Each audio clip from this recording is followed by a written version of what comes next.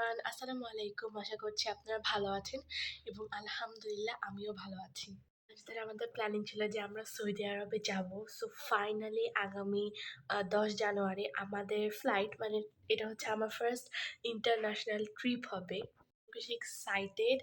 আর yes, ভ্লগটা এটা নিয়েই হবে যে আমি কি প্যাকিং করলাম, কিভাবে গেলাম, কি প্রসিডিউর মেইনটেইন করলাম এবং আমার অনুভূতি কেমন। অবশ্যই এখন তো অনেক বেশি হ্যাপি আর এক্সাইটেড। তো হ্যাঁ, আজকের ব্লগটা আশা করি আপনাদের ভালো লাগবে। এই ব্যাগে আমরা আমাদের জুয়েলারিস নিয়েছিলাম এবং সব ব্যাগ গুছাতে সাহায্য করেছিল আমার খালামণি। এখানে হচ্ছে আমি আমার কানের দুল, আম্মুর চুড়ি, তারপর মেকআপের কিছু জিনিস নিয়েছিলাম। আর এই লাগেজে নিয়েছিলাম হচ্ছে আমাদের জামাকাপড় প্লাস যাবতীয় কিছু জিনিসপত্র। এইখানে হচ্ছে আমার আম্মু বাবার জন্য খাবার বানাচ্ছিল। এটা হচ্ছে তালের পিঠা। তারপর যেহেতু আমি যাবো, এই কারণে ভাবলাম যে হাতে একটু মেহেদি দেই। সবাই অবশ্যই জানাবেন যে কেমন হয়েছে। আমি নিজে দিয়েছি। যেহেতু আমরা চলে যাবো, তাই আমার জন্য আঙ্কেল একটা সারপ্রাইজ কেক নিয়ে এসেছিল। তারপর কেকটা আমি আর আমার বোন সহ কাটলাম। এখন বাজে হচ্ছে ৮টা আর আমি উঠেছিলাম ৭:৩০টার দিকে, আর আমার আম্মু ৫:৩০টার দিকে উঠেছিল। কজ আমাদের এখনও গোছগাছ পুরোপুরি হয়নি। এখন হচ্ছে খাবারের প্যাকেট ভরা বাকি আছে। সো এগুলো ভরতে হবে। প্লাস আমি যে হ্যান্ডব্যাগটা ক্যারি করব, ওটার মধ্যে এখনও অনেক কিছু না বাকি আছে, মানে আমার অ্যাক্সেসরিজ, তারপর পাওয়ার ব্যাংক, চার্জার এগুলো। আমার খালামণি আসবে, তারপর হচ্ছে আমরা সবাই একসাথে আবারও গুছানো স্টার্ট করব। আর এই ব্যাগটাতে হচ্ছে আমি আমার ট্যাব, পাওয়ার ব্যাংক নিব। অ্যান্ড দেন সকালবেলায় আমার আম্মুও মেহেদি লাগাচ্ছিল ২ হাতে, আমার একটা খালামণি লাগিয়ে দিচ্ছিল। তারপর আমরা সবকিছু শেষে এয়ারপোর্টে আসলাম এবং লাইনে দাঁড়িয়েছিলাম। এটা ছিল বোর্ডিং পাসের লাইন।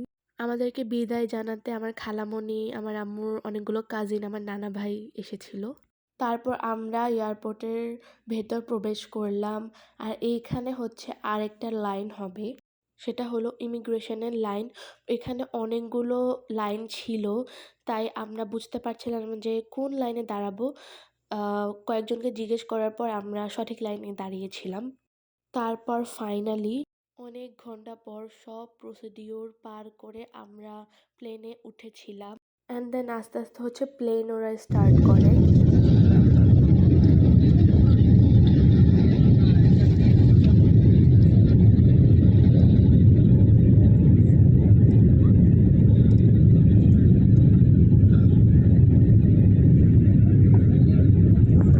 আর এইটা ছিল হচ্ছে ওড়ার পরের ভিউ আকাশের।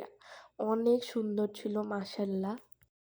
এটা একটা টাচ স্ক্রিন। আপনারা চাইলে এখানে টিভিও দেখতে পারেন, তারপর গানও শুনতে পারেন, বিভিন্ন মুভিও দেখতে পারেন। এখানে বাংলা, ইংলিশ, হিন্দি, জাপানিজ সকল ধরনের মুভি আছে। যদিও আমি কোনো মুভি দেখিনি, কজ আমার প্রচুর মাথা ব্যথা করছিল। কিছুক্ষণ পরে আমাদেরকে এখানে একটা অরেঞ্জ জুস দিয়েছিল আর ছিল পিনাট। প্রায় ১৫ থেকে ২০ মিনিট পর আমাদেরকে লাঞ্চ দিয়েছিল। আর খাবারটাও তেমন একটা মজা ছিল না। আমাদের খাবারে পোলাও আর মুরগির মাংস ছিল, সালাদও ছিল, আর ছিল কাস্টার্ড। অ্যান্ড এইটা হচ্ছে সন্ধ্যার ভিউ। আর সন্ধ্যার ভিউটাও জোস ছিল। আর আমি অনেক বেশি বোর হচ্ছিলাম, কারণ সেই ৬ ঘন্টা ধরে হচ্ছে আমরা একই জায়গায় বসেছিলাম, কারণ আমাদের ফ্লাইট ছিল হচ্ছে ৬ ঘন্টা ১০ মিনিট। অ্যান্ড এটা হচ্ছে নিচের ভিউ, জাস্ট ওয়াও। আর আমরা যাচ্ছিলাম সৌদি আরবের জুবাইলে। হয়তো গাইজ ক্যামেরাতে ভালোভাবে ক্যাপচার হয়নি, বাট রিয়েল লাইফে অনেক সুন্দর ছিল ভিউটা। আফটার আ লং টাইম আমরা ফাইনালি ল্যান্ড করলাম আলহামদুলিল্লাহ। তারপর এয়ারপোর্টে প্রবেশ করলাম। আর এখানে ফ্লোর দেখেন গাইজ কতটা নিট অ্যান্ড ক্লিন। তারপর বাবা আমাকে আর আমার আম্মুকে ফুল দিয়ে স্বাগত জানালো। গাইজ আমি এত বেশি প্যারার মধ্যে ছিলাম যে আমি আমার এয়ারপোর্ট লুকটাও দেখাতে পারিনি আপনাদেরকে। সো গাইজ এখন হয়ে গিয়েছে সকাল, মানে এখন কয়টা বাজে আমি জানি না। এই দেশের টাইম টেবিলের ঠিক ঠিকানা আমার মাথায় নেই আপাতত। গাইজ আমি হচ্ছে রুম টুর ব্লগটা খুব তাড়াতাড়ি আনবো, মানে আমাদের এখানকার রুম কেমন সেটা দেখাবো। যেহেতু এখন আমরা ১ম দিন এসেছি, সো কোনো কিছু এখনো ভালোভাবে ঠিক করা হয়নি। মানে পুরো রুমটা একদম মেসি।